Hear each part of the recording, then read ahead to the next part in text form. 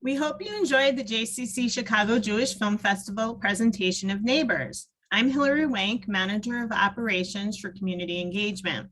It is my pleasure to welcome Mano Khalil, Director of the film. Mano, thank you so much for joining us. Thank all of you. Without you, we have no chance to make movies because and thank you for showing my movie. I'm really happy to be with you, and I am happy to answer your questions. And I'm sorry for my bad English. No worries. In my mother language, I could be really clever and yeah. So, can you tell us a little bit about yourself and why you made the film? As you told, my name is Mano Khalil. I am a Kurdish film director from the Kurdish part of Syria, Kurdistan part of Syria. I was born in a small village near to the border, divided Kurdistan between two countries, actually Syria and Turkey. My mother is coming from Turkish part of Kurdistan, father from Syrian part. I studied in Syria. I studied in Damascus later law and history, but I wanted to study filmmaking. That's why I went to Czechoslovakia in 1986 to study filmmaking. I learned Czech and Slovak language, and I was there about 10 years. Our school was 6 years. I made the school fiction direction film school. And then I, like everybody, was a young filmmaker. I was dreaming to go back to my country, to Kurdistan, to Syria, to make movies there. But unfortunately, I made only one movie called The Place Where God Sleeps. And I had huge problems with the Syrian dictator regime, and I had to leave the country and came to Switzerland. And where I am living now, more than 3 years. I was 3 years in the part of Switzerland where I was speaking Italian, and now about 24 years I am living in German part of Switzerland. I am working as an independent film maker. I have my own film production, Frame Film, in the city of Bern. Here behind me you see my stars. Where I'm working, I'm making documentary films for cinema and TV, and I'm making a fiction movies too. Neighbours was my last movie. Before I made some international known movies like The Beekeeper. Switzerland was very known, Our Garden of Eden or The Swallow. And now I'm preparing some other movies coming later, I hope.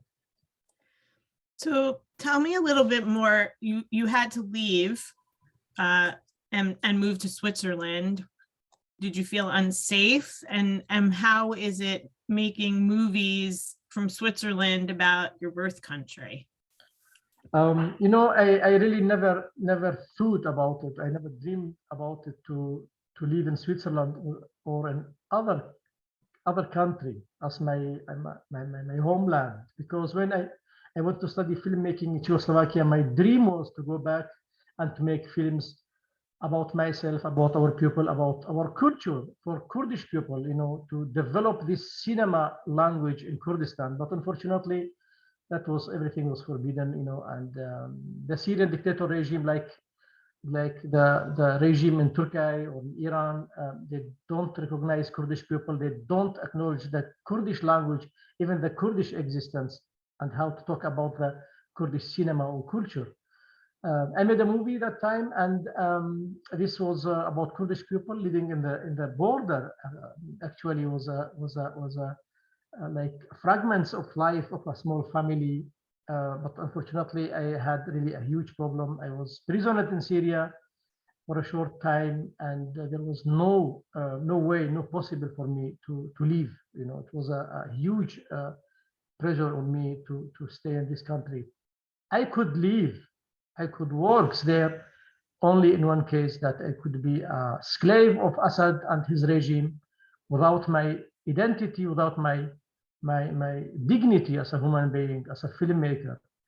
and I didn't want it. I said, no, I will not do it. I will not work for this, under the shadow of this regime, of this murderer regime, this fascistic regime, which unfortunately until now is existing, going from father to the son.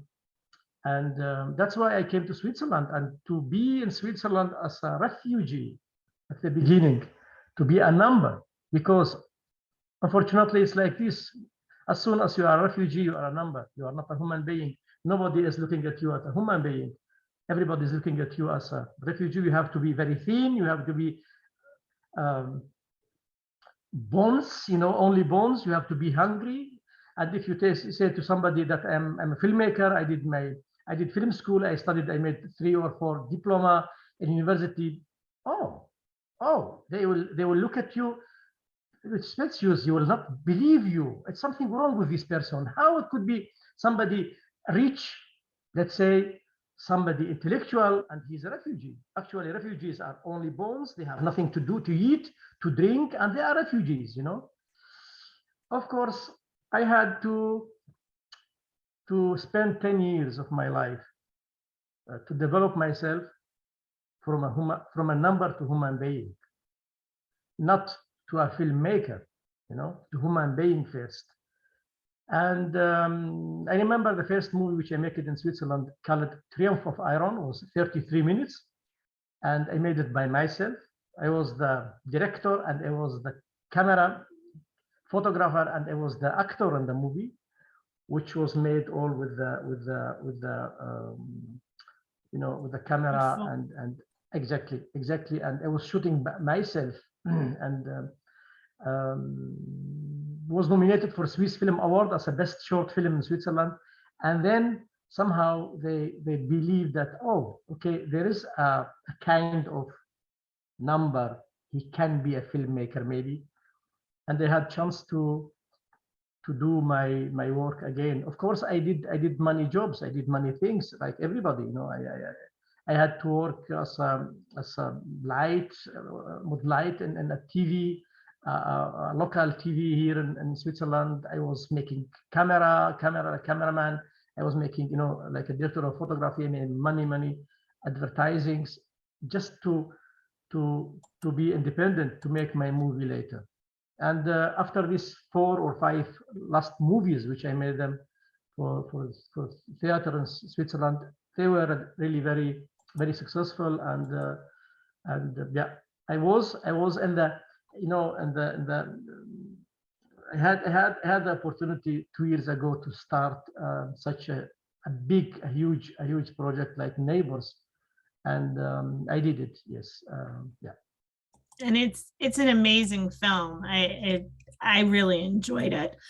Excuse me. So much so that I watched a few other interviews that you did with other film festivals, and one of them you did with Jay Abdo, who plays Nahum, the Jewish neighbor.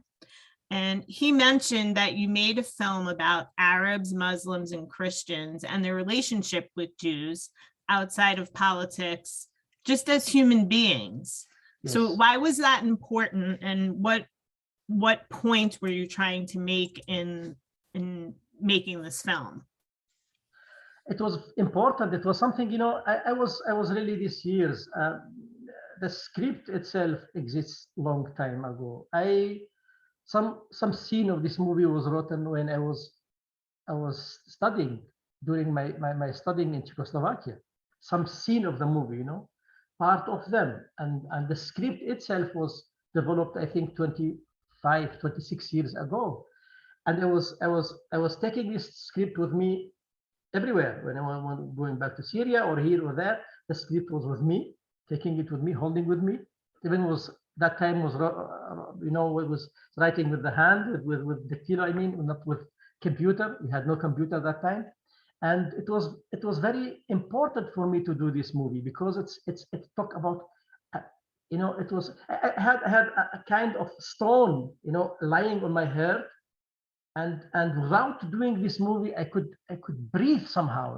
I was making movies. Of course, I love all my movies. All my movies are my children. I say all the time, in the family there is many. If somebody have many children, that there is some nice, there is some cute, There are some children, but all are your children. It's my children. I love all of them, you know. And of course, I had to do this movie. And 2 years ago, when I was in this situation that now I do it, it was very important to talk how I am looking at the situation as a human being, because I am here in this society now because of my not because I had a gun and I was fighting against the regime, just because I was making movies. Making movie, it's a very nice act of dialogues. How nice it is when people are sitting in the cinema and the theater and this dark, you know, and just looking at the story without any pressure. You don't force people to go to the cinema. You are just opening your heart and you say, come, just feel. Just we will transfer this feeling between each other. I'm giving you your story, and this was my story, my own story. It was very important for me to tell it, you know. And that's why I even when I shoot the movie, I never wanted to have a kind of revenge against this regime, which I hated really, which I'm absolutely against this regime. It's a regime which I hope will not exist more, will never exist more. We have to get rid of this fascism in this world, you know, of Nazism in this world. It's enough what they are doing. And of course, in this movie, I had to be a human being. I have to share these feelings as a human being with these people. It's the same for me. Who what's believing, Buddhist or Jew or Muslim or Christian or Yazidi or I don't know. This is their own problem. It's something like sexuality orientation of everybody. It's everybody free to do whatever he wants in his life, you know. And that's why I didn't want to be a policeman, let's say, in this movie, to be a judgment, to be a prophet telling the people, do this and don't do this. This is bad, this is good, this is black, this is white. No way. And that's why I think Neighbor has had such a strong moments, because it's coming from the heart and going to the hearts of the people in the absolutely how do you say, realistic and right way. You know, we are not trying to show something which never exists, because we know the story, because I, let's say about myself now, I'm a director, a script writer, I lived this situation. I know how it was. And of course, if I talk about all the movie, the actor who played with me, even they played a kind of their own experiences in this country, in this society. Jai Abdo, for example, Mazen Natur, Jalal Tawil, who the teacher, for example, or the custodian, or the grandfather, or all these people who played in the movie, they had their own stories. Rosa Tunadvek, she's Brazilian actress with Syrian origins, you know. She came. I heard you talk about that in one of your other interviews, how you just happened to be in Brazil, and you were showing a movie, and she came up and talked to you, and how shocked she was that you called her for the part. Yeah. And I mean, and this is what was. This is the truth in this movie, that everybody was sharing their own experiences. That the movie wasn't only my story, bringing somebody who don't know anything about the situation and trying to make inscenation about what happened, but they came and they knew about what they are talking. The teacher Jalal Tawil, who knows exactly about what he was telling, because he had the same experiences. Jai Abdo, he knows exactly what happened to the Jewish people in Syria. That's why he played the role of Nahum this way. How they were believing me when I'm talking to them, and that was really very nice. I was very happy to have these nice people playing in the movie. You know, yeah. Where did you actually film the movie? You know, my dream was really to go back to my country, to Rojava, which we call it now, in the Kurdish area in Syria, and to film it there. And this was one reason why the shooting of this movie takes so a long time, because I was dreaming to make the movie there. And of course, in the presence of Assad regime Kurdistan and this part of Syria was impossible. I had to wait until what happened in Syria now, this war, and the Kurdish people start controlling the Kurdish area. I said, now it's the time to go back to Kamishli, the city where I was living, and in these villages to shoot the movie. Unfortunately, when we started to make everything, to prepare things to shooting, we heard that Trump will take the American soldiers from Kurdistan, and Erdogan with the other terrorist groups started attacking the area, and I had to choose other possibility because we started already the production, and the security of my crew was very important. I decided to shoot the movie in Iraqi Kurdistan. We find a village, a small village, the ambient, how they say, the place was looking like the places where I was living in my village that time. And we rebuilt houses there. We plant garden. We made everything there. These houses for Nahum and his neighbor Hamo was built actually exactly like what we needed. We made a real houses. We made, we brought water and we all these things for the movie. Of course, we had to pay more costs as to shoot it in Syrian Kurdistan, but at the end we were successful to do it. Yeah. And even though it's a desert, it's rocky, it was still beautiful, right? The atmosphere and even though the subject is so difficult, it was just beautifully filmed. There is one sentence, I love it, saying, love what you do and do what you love. And if you love something, you will show it really in love. Even I mean all the time in my life, in my film doing, even in documentary films too, when I'm working with somebody, I build a friendship with them. I love these people. It's a camera, it's my eyes, and I'm really looking there where I love it, where I find it nice. And this somehow is transmitted, between me as a filmmaker and my audiences. It's coming. I think you feel this love somehow. You feel it somehow, and that's that's not easy, of course. And of course, the nature of Kurdistan is very nice too. And we choose places where it's really, we shoot in two periods of the year. We shoot it in spring and in summer. And in summer, Kurdistan is really dry. You feel as a desert, but it's not desert because Kurdish land, because it's not desert, it's divided between 4 countries. If it would be desert, nobody will care about it because it's very how they say in German, we say fruchtbar, fruity, it's the land.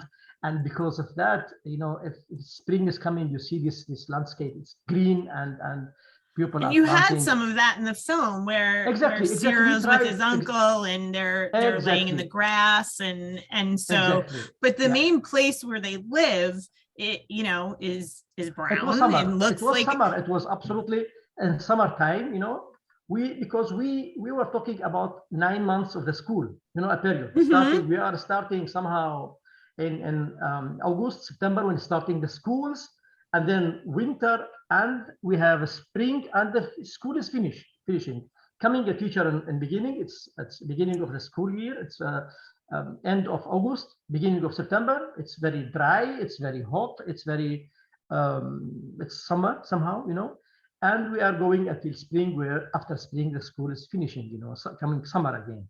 Right. At this period we had to shoot it, and that's why you see everything is changing. Even the places where the kids we were playing, and you see the house of uncle, and immediately it's absolute, everything is green, And it was really like this. We shoot it twice. We shoot it first in April, end of March, beginning of April. The scene where the kids are walking in all these green places and bringing the bottle to throw it in the water. That was shooting before, 6 months before, something like that. And then we shoot the other movie in October. Yeah. So you brought up school. And I have to tell you that I really he played the character so well of the teacher that I didn't like him. And I think that's what you were aiming at. And so he comes in and to me, he seemed like a bully, which is a terrible thing to be if you're a teacher. And so is he based on your experience with teachers when you were Sarah's age? Yes, of course. That's absolutely like this. I had these bad experiences, unfortunately. As a small child, of course, I don't understand Arabic. Why to understand Arabic? We are Kurds. We are speaking Kurdish language at home. We are listening to the Kurdish music. We have nothing to do with Arabs. It's two different things, like Chinese and English. Arabic and Kurdish. And that's you are coming first day to the school, sitting there, somebody telling you, don't move, don't talk, because if you talk, they will hit you. And somehow you are sitting 8 hours in this school, or 7-8 hours, and you had to say something in Kurdish, and then the teacher is hitting you. And that happened with me, for example. Many times it happened with me. Even we had a break. In the break, of course, I will talk with my brother in Kurdish, and there was some was going to the teacher and telling them that these two guys talked the forbidden language, and they were hitting us. And these experiences, we had them. I lived them, in my soul, and let's say in my souls. And of course, these teachers, some of them, they were really nice. They were a little bit soft, but some of them, they were really very bad. They were doing that. What's the Syrian regime of teaching them, sending them to us to change us, to assimilate us in Arabic, pan-Arabismus, I don't know, that we forget our language, our culture, to be a kind of Arabs, just, and yeah. I mean, you must have some aptitude for language because you speak English, you speak Kurdish, you speak German. What else? Italian, Czech, Slovak, and Greek, maybe little. Yeah. So do you think that experience kind of lit a fire under you to learn some other languages, or do you just enjoy being able to speak them? No, it's really, believe me, if anybody in this world could had the same situation like we, they would speak better English, better Kurdish, better. Oh, no, I mean, it's, you see, my English is not very good because I learned so many other languages. In German, maybe I am better. Italiano, I was here some years in the Italian part of Switzerland. Czech and Slovak, it's really like my mother language. Even Arabic, I learned Arabic very well, somehow, if Czech and Slovak language, for example, I loved this language because I wanted to study filmmaking in Czechoslovakia, and I did everything to learn the language. And really, until now, it's now about 30 years. I finished the school, maybe 28 years. And now, when I'm meeting somebody from Czech or from Slovakia, and I'm talking to them, they say, "Wow, you are not looking like a Slovak, but or Czech."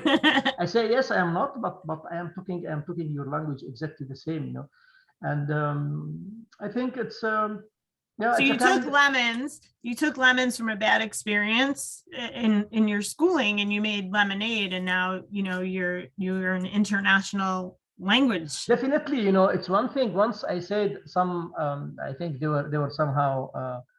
An Arab journalist asked me about this kind of something like this about the languages, and I told him, just I will tell you, if Arabic language or the clothes, I could walk naked. And he asked me why. I said, because I learned this language. I was enforced to learn this language, not for love of this language. It's a very nice language, of course. It's a language like every language, I'm hearing Arab music, Arab singers. I like it. But somehow inside my soul, when I'm speaking Arabic, I feel that a kind of my dignity, of my will it's somehow, it's injured somehow, because I didn't choose to learn this language. Somebody was hitting me and teaching me this language, And but then you went on to learn other languages, which apparently you enjoy. Of course, I love Italian language. Really, I love it. I love it. I learned very quickly, and Czech Slovak language too. I love them. Because I was free. I choose to learn these languages, and I learned them with my how do you say, with my, I was free.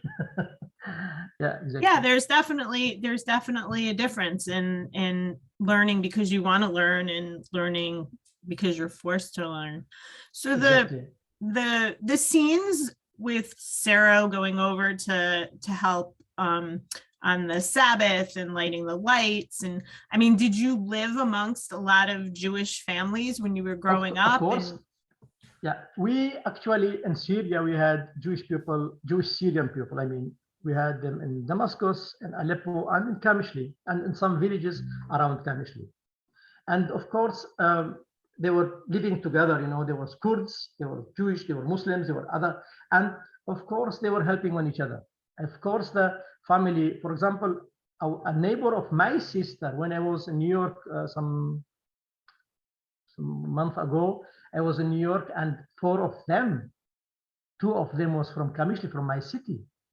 They came to see the movie, and they were very happy, that somebody made a movie about this subject. Of course, my sister, my brother, all the time was going to light the light for the family, and this experiences. It's my experience, our experience, our family experiences. I not only sit and made some inscenation fantasy about the things, but of course it's a fiction movie. Of course everything's written. Of course it's not a documentary movie. It's not, but somehow it's reflect the reality which I live it somehow, which I had it. When I say the share a kind of my Mano Khalil is, it's absolutely not far away from the reality, from the truth, because maybe 75% of this movie, it's my own movie, which I know it. The scene on the border of for example, I repeat it all the time, the scene of exactly I lived, first time in my life, which I remember, of course, that I met my uncles and my aunts on the border, from the other side of the border, from Turkish part. They came with my mother, with my aunt, the other aunt, which was in Syria. We met on each other, and the situation was the same. Screaming, something fell down. Yes. Screaming, the Syrian soldiers from one side, and the Turkish soldier from the other side, screaming to us to speak their language, And this brutality, I know it. I live it, So there's really no Jews left in Syria. No, today there is no single one, really. They are everywhere, but not in their own country, because Syria, it's belong to them, like to all of us. Nobody have right to say that Syria is only my Syria, or right. Like yeah. Do you keep in touch with any of the people that you grew up with that your sister and brother helped? Of course, yeah. I have a contact with all of them, and they have many friends, and even in the United States, some Syrian Jewish people who's living in New York now, and other part of, yeah. So as we wrap up, what do you want people to take away from watching this film? If there was one important point that they take away, what would it be? This is an interesting question, but I have no direct message to send it to the people saying, do this, do that. It's not my job. It's not my how they say, it's not my, but I'm trying to talk to the people that we are human beings, that we can change, and I want to say that we came to this world same color.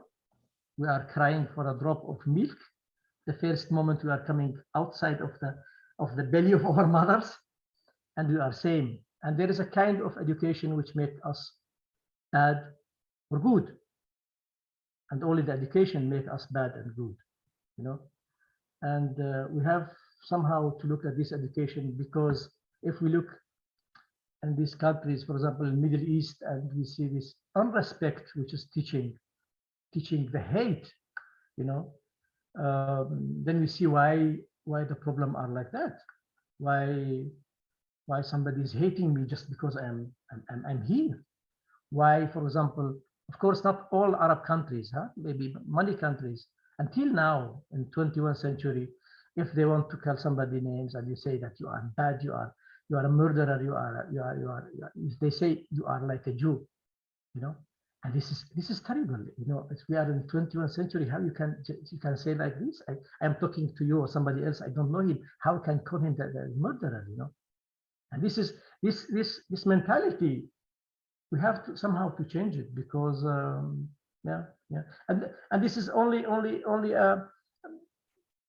you know, yeah, really, it's the only way why we am making movies. Just I want to share these stories to maybe we will understand on each other more, you know, to respect on each other more. That's all. That's one of the biggest points of our film festival, is that we're showing films that open conversations, and sometimes they're hard conversations, but they're conversations that need to be had. So exactly. We appreciate that you took, you know, that you made a movie about what you experienced, and that we're able to share it with our community. You know, it's one thing, it's amazing to, and it's very interesting to have such a movie now, because when you started and somebody, you know, in the Arab medias or Middle East media, you know, they just heard that Jai Abdu was going to play a role of a Syrian Jewish. Immediately there were thousands of you know, comments. You are paid from Mossad. You are a traitor. You are going exactly to play a Jewish person, and why, and blah blah. You know, I say, hey, what's happened to the people? Why you are like this? Of course, we are talking about Jewish. I will talk about Arab people, about Kurdish people, about French, about Russian people. It's same for me. We are human beings, you know. Don't be so. And then when we finish the movie and we show it in Saudi Arabia, you know, Saudi Arabia, country which we know how it is, how it was, and now 2 years they are starting somehow to change themselves. They made the first festival in this country, and we were invited, and our movie was in the competition, and we won the prize as the best script award, and was shown in Saudi Arabia. There was people sitting in the movie in the theater, you know, and we were discussing with us, very lovely. They understand, of course not. There was 2 or 3 was very angry. Why you are showing Jewish people? Jewish people, it's like you too. I was showing you a Jewish people. It's the same for me, or, you know. But I saw that the people are you know, are respecting these things. It was very nice coming the movie in the cinema. I was really afraid that maybe somebody would scream, and how you are showing a good Jew, because still for somebody there is no good Jew, you know. And then I was really very happy to see reaction of people. I see that now we are trying, now as the movie will be shown in some Arab countries, in some, of course, not all of them, and in the same time will be shown in Israel too. And really, I am really happy to share this story between these two worlds, you know.